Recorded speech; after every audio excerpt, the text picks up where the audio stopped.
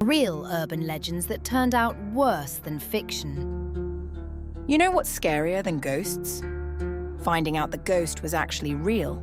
Because at least with paranormal stories, there's still this little comfort in your brain that says, okay, maybe it's fake, maybe it's just imagination, maybe somebody made it up for attention, maybe it's just another creepy internet story. But some urban legends actually start with real police reports. Real missing people, real deaths, real witnesses. And sometimes, the truth ends up being way more disturbing than the myth itself. Tonight's stories are exactly that. A haunted house in Australia that was secretly poisoning an entire family. A serial killer who became Staten Island's version of the boogeyman. A man who vanished into the woods for 27 years and somehow survived. A giant bodybuilder who terrorized young men so badly that someone literally died trying to escape him. And a faceless figure in a gas mask wandering silently through Swiss forests like some horror movie character. I swear, some of these sound fake. Like the kind of stories your cousin tells you at 2 a.m. during a sleepover. But every single one has a real-world origin. And that's the part that gets under your skin. Because once you realize legends don't come from nowhere, you start wondering how many ghost stories are actually covering up something much darker. Part 1. The Haunted House in Tasmania. So let's start with West Hobart, Tasmania. If you've never seen Tasmania before, imagine endless forests, cold air, isolated roads, old colonial houses. The kind of place that already feels haunted before anything even happens. Back in the late 80s and early 90s, there were rumours about this one particular house in West Hobart. Locals said the family living there was slowly losing their minds. People reported screaming coming from inside at night. Neighbours claimed the family talked to invisible people. Some said they saw figures standing in windows. Others swore the residents behaved like they were possessed. And because this was a small community, the stories spread fast. That's how urban legends work, by the way. One person says, "Something weird happened." Then another person adds, "I heard someone saw a shadow." Then suddenly the entire town is convinced Satan himself is renting property nearby. But this case got serious enough that authorities eventually looked into it. And what they discovered is genuinely horrifying. The house wasn't haunted. The family was being poisoned. A massive datura vine had grown over parts of the property, and leaves from the plant were falling into the home's rainwater tank. Meaning every single day, the family was unknowingly drinking tiny amounts of hallucinogens. That is so scary to me. Because imagine slowly losing your grip on reality while thinking your house is cursed. Like, your own brain becomes the haunted object. And datura is not some harmless little plant either. This thing is terrifying. It's nicknamed devil's weed or devil's trumpet for a reason. Historically, different cultures used it in rituals because of the hallucinations it causes. Some accounts describe people talking to dead relatives, seeing demons, forgetting entire chunks of time, or experiencing terrifying paranoia. What makes datura especially horrifying is that people under its effects often can't distinguish hallucinations from reality at all. Not, "Oh wow, I'm seeing colours." No. More like, you fully believe someone is standing in the room with you. You can have entire conversations with people who aren't there. You can forget who you are. You can hurt yourself. Some people never mentally recover from heavy exposure. That's terrifying. And what gets me is the psychology behind it, because the family genuinely believed they were being haunted. And once your brain accepts a supernatural explanation, every little thing becomes evidence. A creaking floor? Ghost? Sleep paralysis? Demon? Paranoia? Evil spirit? Meanwhile, the actual explanation was chemistry. I think this story says a lot about how fragile perception really is. People love thinking the mind is rational and stable, but change the chemicals a little, deprive someone of sleep, isolate them, and reality itself starts bending. That's scary. Way scarier than ghosts. Part 2. Cropsey. When the boogeyman is real. Now let's move to Staten Island in the 1970s. Back then, kids grew up hearing about someone called Cropsey. The story varied depending on who told it. Sometimes he had a hook for a hand. Sometimes he escaped from an asylum. Sometimes he lived in tunnels. Sometimes he kidnapped children and dragged them underground. Typical urban legend stuff. Parents would use the story to scare kids into coming home before dark. Behave or Cropsey will get you. Classic. Except, children actually were disappearing. That's the part that makes my stomach drop. Because imagine growing up hearing a monster story, then realizing kids around you are genuinely vanishing. That changes everything. The real person tied to the legend was Andre Rand. He worked at Willowbrook State School, a place that already had an extremely disturbing reputation. Reports later revealed abuse, neglect, and horrifying conditions inside the institution. Rand himself had already been arrested once for attempting to attack a young girl. And after his release, more children disappeared, over and over. He was repeatedly one of the last people seen near missing kids, but police never had enough evidence to permanently lock him away. That's another frustrating thing about true crime. Sometimes people know someone is dangerous long before the justice system can actually do anything. And during those gaps, more victims happen.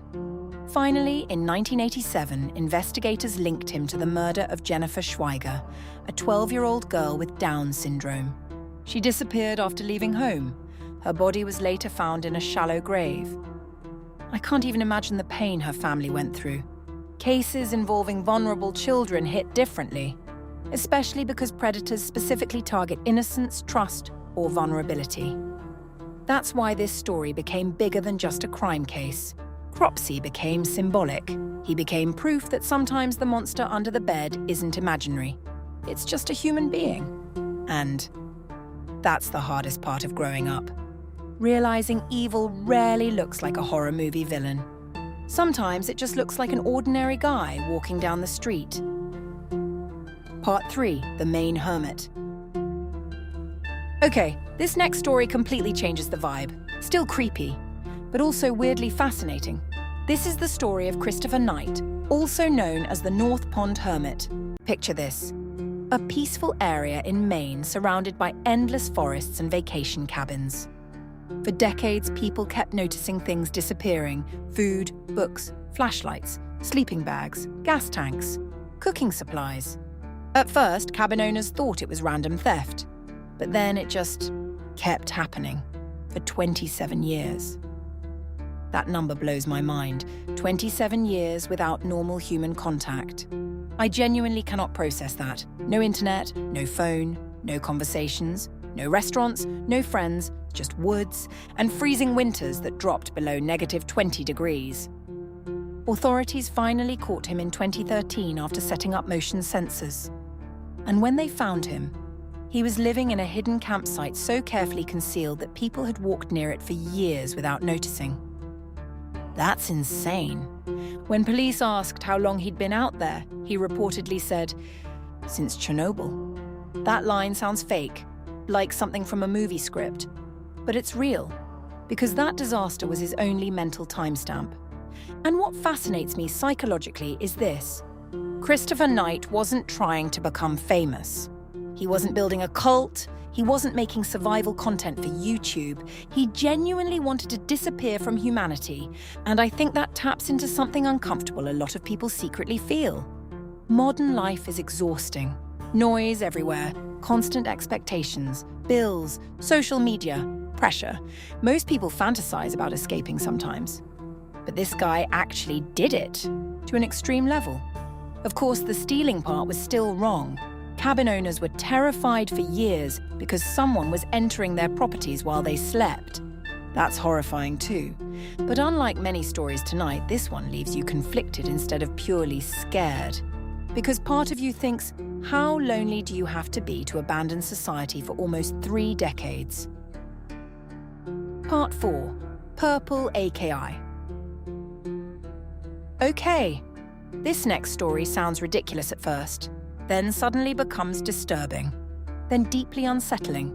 So in northwest England during the 80s and 90s, there was this massive bodybuilder named Akinwale Arobayeke.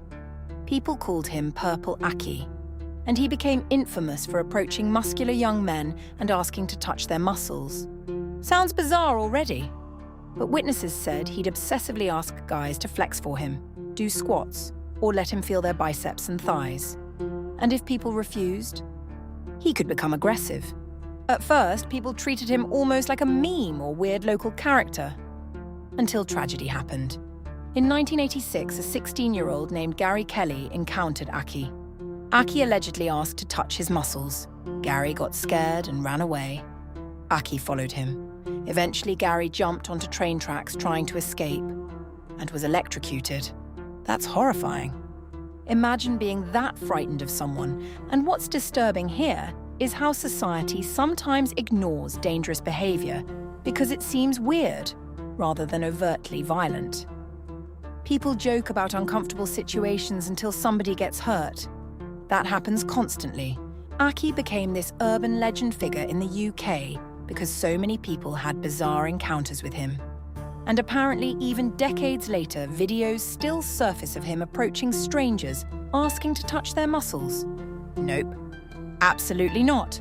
I'm crossing the street immediately. Part 5. Les Loyons.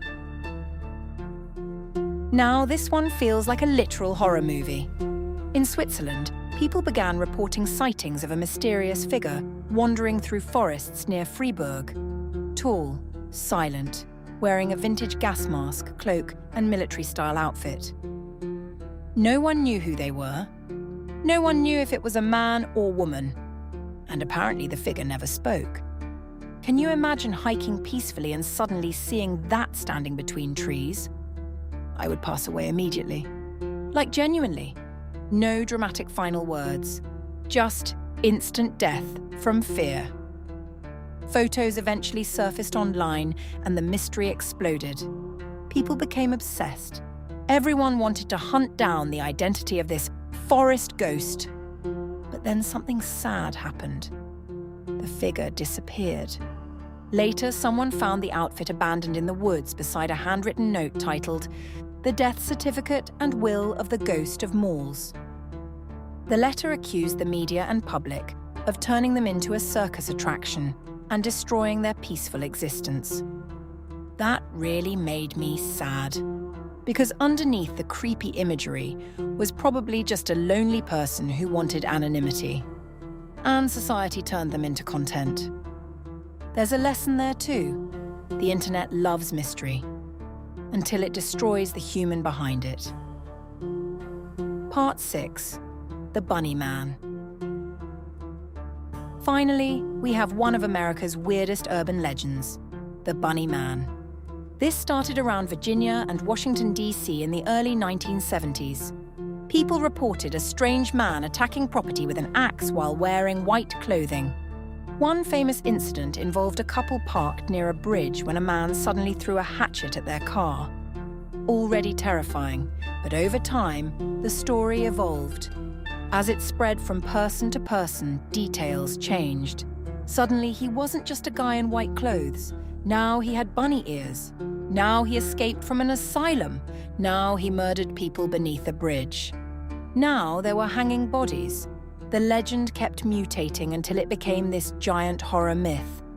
And that's the thing about urban legends. They grow like living organisms. Every retelling adds drama. Every witness exaggerates slightly. Every generation reshapes the story, until eventually nobody remembers where reality ended and fiction began. And I think that's why stories like these survive for decades, because they reflect real fears: fear of strangers, fear of isolation, fear of losing your mind, fear of being forgotten, fear that evil exists quietly beside ordinary life. Urban legends aren't just stories. They're cultural anxiety wrapped in narrative form. Some start with one tiny real event, then spiral into mythology. Others turn out to be terrifyingly true from the very beginning. And sometimes the truth is so bizarre that even if you explained it honestly, people still wouldn't believe you. Like a haunted house caused by poisonous plants, or a hermit surviving alone for 27 years, or a serial killer becoming a literal boogeyman. That's what makes these stories stick. Not because they're supernatural, but because somewhere underneath the exaggeration, there's always a real human fear hiding there. And for me, that's the kind of horror that stays with you way longer than ghosts ever could.